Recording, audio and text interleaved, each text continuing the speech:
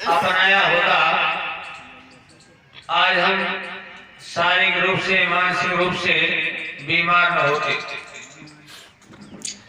इस सब बीमारियों का जो इलाज है हमारे ऋषियों के पास था, है और रहेगा। इसलिए आओ भाइयों, हमारा आहार भी अच्छा हो, हमारे विचार भी अच्छे हों, तब हम अपने लक्ष्य को प्राप्त करने में समर्थ हो सकेंगे। वैदिक सिद्धांत की विशेषता है, वो व्यक्ति की बात व्यक्ति से लेकर समष्टि तक की बात करता है। केवल अपने लिए नहीं, परिवार के लिए नहीं, भारत के लिए नहीं, समस्त मानवता के लिए ज्ञान विज्ञान की जो बात है वो मानव के सबके हित के लिए है। जैसे परमपिता परमेश्वर ने सूर्य का प्रकाश सबको दिया है, जलवायु सबके लिए दिए हैं, ऐसे ही परमात्मा ने जो ज्ञान दिया है वह भी सबके लिए है। इसलिए आओ भाइयों बहनों,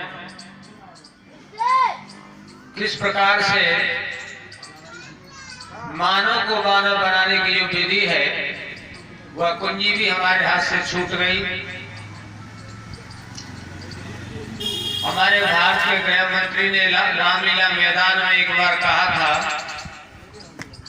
कि हमारे संविधान में सड़कें बनाने की योजना है, कल कारखाने लगाने की योजना है, हथियार बनाने की योजना है, लेकिन मानव को मानव कैसे बनाया जाए ये हमारे संविधान में नहीं है। तो ठीक कहा था। उस समय तो संविधान निर्माताओं की बात अच्छी नहीं लगी थी, किंतु आज सब अनुभव करते हैं, स्कूल खोले जा रहे हैं, डिग्री कॉलेज खोले जा रहे हैं, उसके बावजूद भी आज यह मनुष्य पथभ्रष्ट होता जा रहा है। चारों तरफ अशांति है, हमारे भाई बहन बेटियां सुरक्षित नहीं है। उसका कारण क्या है? उसका कारण यही है कि मानव को मानव बनाने की जो कुंजी थी वह हमसे छूट गई। और प्यारे सज्जनों, उस कुंजी को बहुत प्रयास से, ईश्वर कृपा से एक ऐसा व्यक्ति हमारे बीच में आया योगीराज कृष्ण के बाद, जिन्होंने मानव निर्माण की कुंजी हमें प्रदान की। इसका नाम था महर्षि दयानंद, जिन्होंने कहा कि अपनी भूली हुई बातों को याद करो और लौटो उस ज्ञान की तरफ जो परमात्मा ने सबके कल्याण के लिए दिया है। वो कल्याणकारी ज्ञान हमें वेद से प्राप्त होता है। इसीलिए अनेक कवियों ने वेद के विषय में, देश विदेश के लोगों ने वेद की चर्चा की है।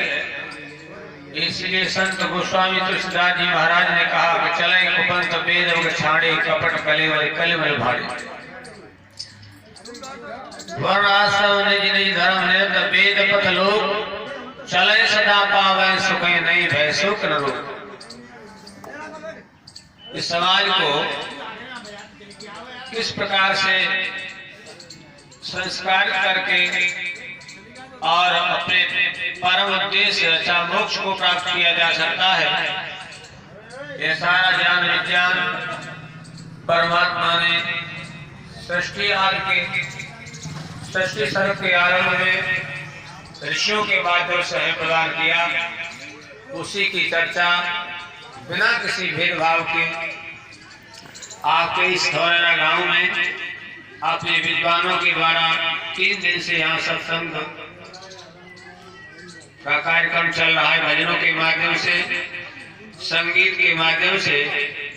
इसलिए पुनः आपसे प्रार्थना है कि भोजन जिनको भाइयों का हो चुका है वैसा वो पंडाल की करवाने का श्रम करें, बहनें भी बेटियां भी, जिससे कि आपसे कुछ चर्चा की जा सके पता नहीं कौन सी बात हमारे जीवन में काम आ जाए और हमारा जीवन बदल जाए।